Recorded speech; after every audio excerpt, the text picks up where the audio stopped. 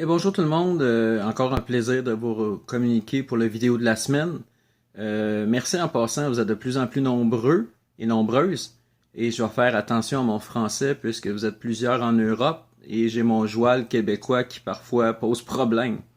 Donc, je commence une nouvelle série qui s'appelle Mal évangélisé. Donc, par le titre, ça pourrait paraître moralisateur ou condamnateur, mais pas du tout. Je veux quand même avoir une pointe d'humour puisque la plupart des choses que je vais partager, je les ai fait. Donc, on apprend de nos erreurs et on veut en faire bénéficier les plus petits ou les autres. Dans le texte de Jean, chapitre 8, les versets 31-32, on nous apprend que la vérité va nous rendre libres si on s'attache à la parole de Dieu, qui est ici la vérité, le gospel, la bonne nouvelle.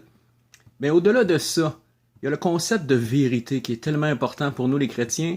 Et le premier danger que je vais vous partager dans cette série, c'est d'inviter des gens dans des campagnes d'évangélisation ou des soirées chrétiennes et de ne pas parler du pourquoi.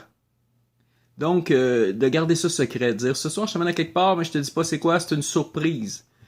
Il y a tellement un danger là-dedans, c'est mal évangélisé, puisque au bout de la ligne, il y a un danger que la personne puisse penser que vous riez de son intelligence ou de sa capacité à comprendre. Et à cause des versets que je vous ai parlé tantôt, il y a une notion de la vérité qui est très importante.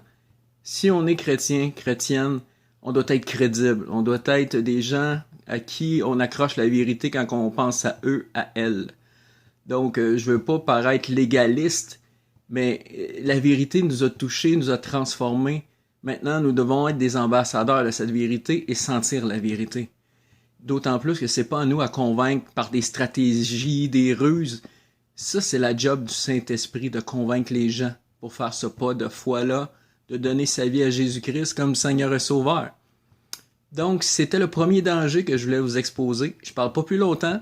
On continue la conversation sur Stéphane Chandonnet officiel et Stéphane Chandonnet personnel sur Facebook ainsi que dans la section commentaires sur YouTube. À très bientôt, gang. Ciao! Yeah!